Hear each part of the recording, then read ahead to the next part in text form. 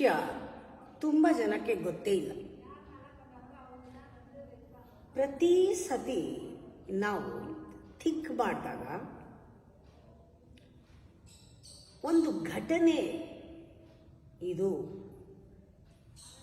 ಅಂತ ಅಂದ್ಕೊಳ್ತೀವಿ. ಥಿಂಕ್ ಮಾಡುವಾಗ it's an event ಅಂತ.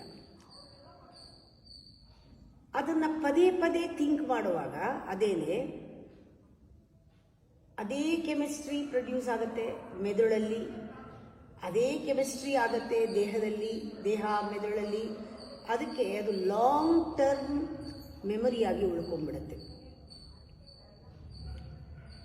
ಇನ್ನೂ ಒಂದು ಜ್ಞಾಪಕ ಇಟ್ಕೋಬೇಕು ನಾವು.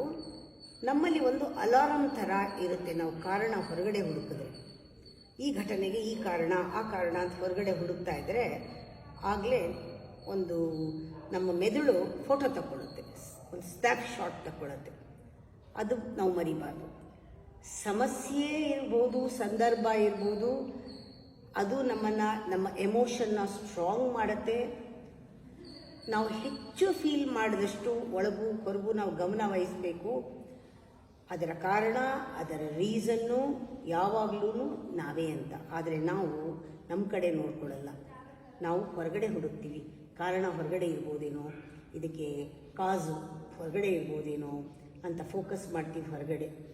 ಇದು ಘಟನೆಯಿಂದ ಆಗಿರೋದು ಅಂತ, ನಮ್ಮಿಂದ ಅಂತ ನಾವು ಹೇಳಲ್ಲ. ಅದು ಅಜ್ಞಾನ ಅಲ್ವಾ?